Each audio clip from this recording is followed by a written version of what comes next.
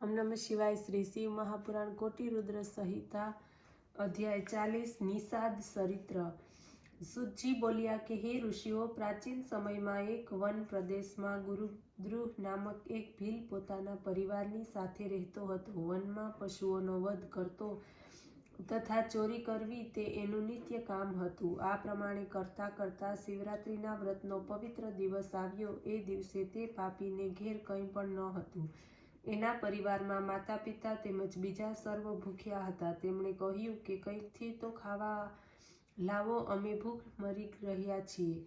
आ सांभळीने भीले पोतानुं धनुष्य बाण उपाड्युं, शिकारने माटे वन तरफ चाल्यो। भाग्यवशात आखो दिवस फरतो रह्यो, परंतु शिकार हाथमां न આવ્યો। रात थई, शिकार व्याकुळ थयो। एणे विचार कर्यो के खाली हाथे घेर केवी रीते पाछो फरूं। एने खावाने माटे हूँ शुं लावी आपूं? तेओ तो मारी प्रतीक्षामां हशे, एटला माटे हवे हूँ आ तळावना किनारे ज बेसी जाऊं। कोईने कोई पशु जळ पीवाने माटे आवशे, हूँ एनो शिकार करी लईश। आ प्रमाणे विचार करीने ते भील जळ लईने बीलीना वृक्ष उपर बेसी गयो। रात्रिना पहेला प्रहरमां एक हरणी त्यां जळ पीवाने माटे आवी। भीले एनो वध करवाने माटे धनुष्य उपर बाण चढ़ाव्युं। ए समये एनाथी पाणी तेमज बीलीना पान नीचे पड्या, ज्यां आगळ भगवान शंकरनुं ज्योतिर्लिंग विद्यमान हतुं। एनाथी आ भील द्वारा पहेला प्रहરની शिव पूजा थई गई।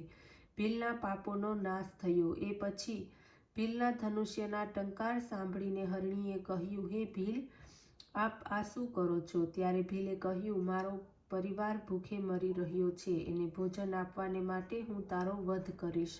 આ સાંભળીને હરણીએ કહ્યું કે તમે તો મહા અન્યાયી છો, દયા કરવી તો જાણતા નથી। જો મારા માંસ દ્વારા તમારા પરિવારની ભૂખ મટી જતી હોય તો મારું જીવન સફળ છે। સંસારમાં બીજાના કષ્ટનું નિવારણ કરનાર મનુષ્યો જ પ્રશંસાને યોગ્ય થાય છે। તમે થોડોક સમય રોકાઈ જાઓ, હું મારા ઘેર જઈને મારા બચ્ચાને બહેનના હવાલે કરીને આવું છું। મને મારી નાખીને તમે જજો। હું આ બાબતમાં જૂઠું બોલતી નથી। વિશ્વાસ રાખો, હું ફરીને પાછી આવું છું। જો હું પાછી ન આવું તો મને વિશ્વાસઘાત, કૃતજ્ઞ અને શિવદ્રોહી થવાનું પાપ લાગે। આ પ્રમાણે ધીરજ બંધાવાથી ભીલે હરણીને જવા દીધી। હરણી પ્રસન્નતાપૂર્વક છલાંગ મારતી ચાલી ગઈ।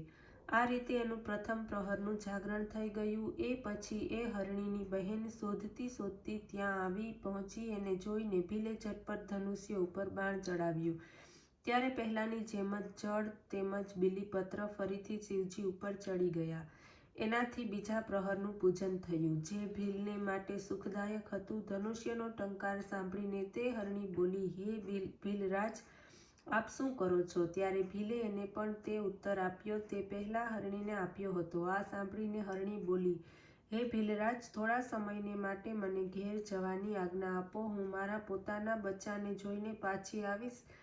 ભીલે એને પણ જવાની રજા આપી। પાણી પીને તે ચાલી ગઈ। આ રીતે જાગતા જાગતા ભીલના બીજા પ્રહરનું જાગરણ થઈ ગયું।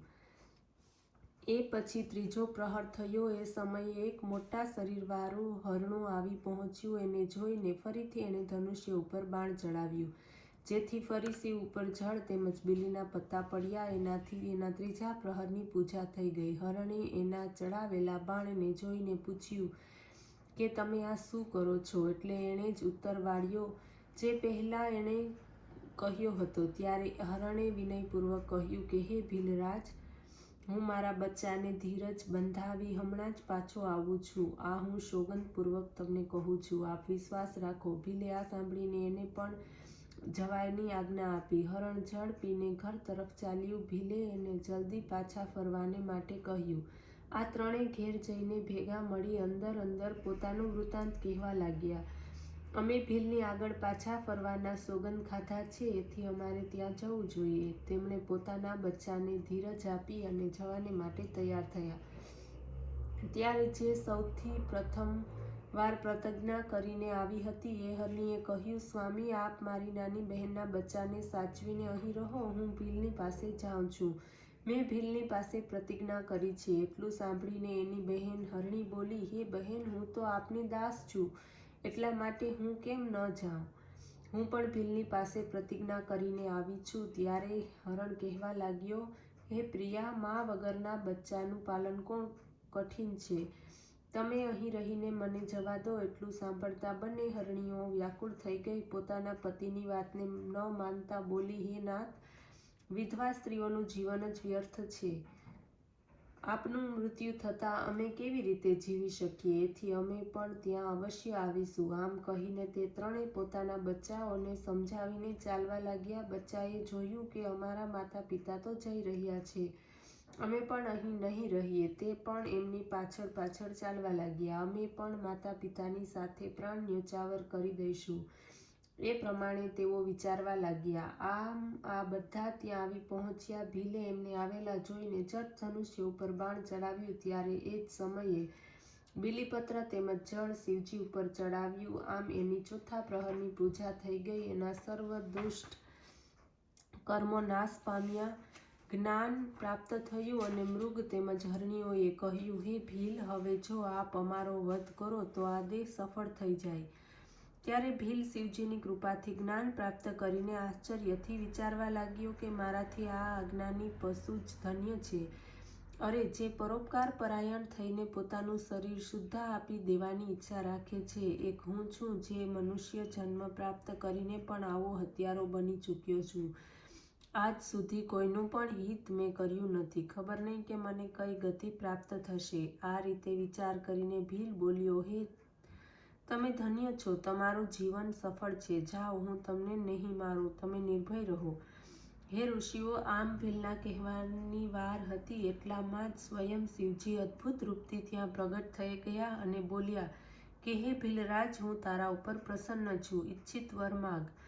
ભગવાન શંકરના વચન સાંભળીને તે પણ ઝટ લઈને એમના ચરણોમાં પડ્યો. આંખોથી જળધારા વહેવા લાગી. ત્યારે ભગવાન શંકરે કહ્યું, હે વ્યાઘ્રદર્શે, હું અત્યંત પ્રસન્ન છું. આ સમયે તમે શૃંગવેરપુરની શ્રેષ્ઠ રાજધાનીમાં જઈને આનંદ સાથે ઈચ્છિત ભોગની પ્રાપ્તિ કરો. ત્યારે ઘેર જ ભગવાન રામચંદ્રજીના તમારે ઘેર ભગવાન રામચંદ્રજી પધારશે. એમની સાથે તમારી ભક્તિપૂર્વક મિત્રતા થશે. આમ કહેવાથી પોતાના પરિવારની સાથે વ્યાઘ્ર કૃતાર્થ થયા. પહેલાના શાપથી મુક્ત થયો. એ દિવસથી સર્વ સુખને ભોગવીને રામચંદ્રજીની કૃપાથી એ વ્યાઘ્ર પરમપદની પ્રાપ્તિ કરી. સૂતજી બોલ્યા, હે ઋષિઓ, જ્યારે અજાણતા પાપી વ્યાધથી જો શિવ ચતુર્દશીનું વ્રત થઈ ગયું અને ઉપવાસથી અને મોક્ષની પ્રાપ્તિ થઈ, તો પછી જ્ઞાન સહિત ઉપવાસ વ્રતને ધારણ કરવાથી કેમ મોક્ષની પ્રાપ્તિ થાય? એમાં શું આશ્ચર્ય? ઓમ નમઃ શિવાય.